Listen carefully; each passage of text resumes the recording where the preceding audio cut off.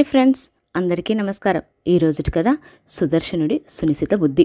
పూర్వం చంద్రగిరి పొలిమేరలో చిదానందుడనే గురువు ఒక గురుకులాన్ని నిర్వహిస్తూ ఉండేవాడు.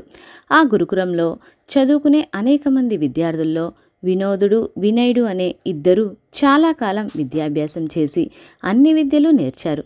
ఇక ఇంటికి వెళ్ళి గృహస్థాశ్రమ ధర్మాన్ని ఆచరించాల్సిందిగా వారిని గురువు ఆదేశించారు.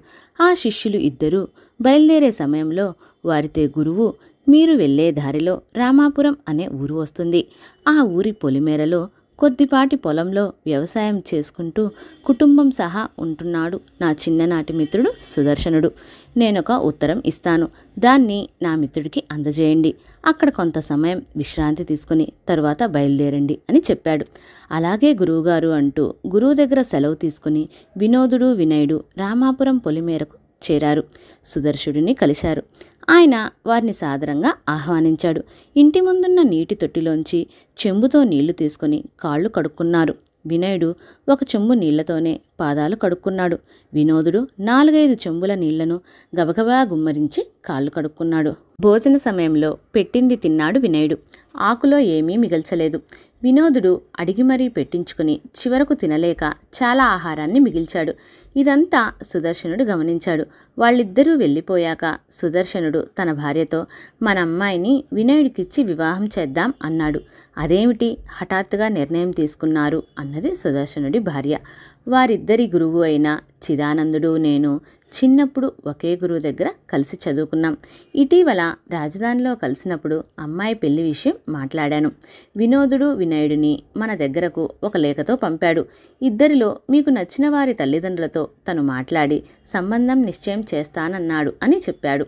అయితే వినోదుణ్ణి కాక వినయుడినే ఎన్నిక ఎందుకు చేశారు అని అడిగింది సుదర్శనుడి భార్య. నీకు తెలిసిందే, నా తండ్రి పోతూ పోతూ నాకు బోల్డెంత ఆస్తి ఇచ్చాడు.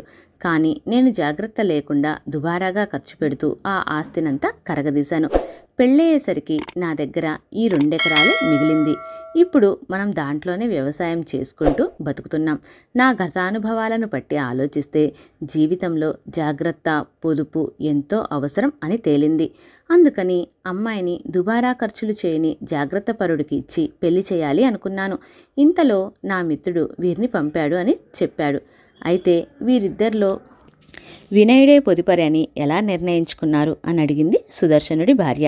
అన్నం ఉడికిందో లేదో చూడటానికి అన్నం అంతా పట్టి చూడపనిలేదు. ఒక్క మెతుకు పట్టి చూస్తే చాలు. వాళ్ళు కాళ్ళు కడిగే దగ్గర నుంచి భోజనాలు చేసే వరకు వారిని గమనించాను. వినయుడు పొదుపరి, అవసరమైన మేరకే దేన్నైనా ఖర్చు పెడతానని తెలుసుకున్నాను. వినోదుడు వృధా చేస్తున్నట్టు గమనించాను అని చెప్పాడు సుదర్శనుడు. భర్త సునిశిత పరిశీలనకు భార్య ఆశ్చర్యపోయింది. తర్వాత చిదానందుడు వినయుడి తల్లిదండ్రులతో మాట్లాడి సంబంధం కుదిరించాడు. సుదర్శనుడి కూతురితో వినయుడి పెళ్లి జరిపించాడు. సుదర్శనుడు అనుకున్నట్లే ఎంతో వృద్ధిలోకి వచ్చాడు వినయుడు. ఓకే ఫ్రెండ్స్, నా కథ మీకు నచ్చినట్లయితే లైక్ చేయండి, షేర్ చేయండి మరియు నా ఛానల్ని సబ్స్క్రైబ్ చేయండి. పక్కనే ఉన్న బెల్ ఐకాన్ క్లిక్ చేయడం మర్చిపోవద్దు. Thank you for watching.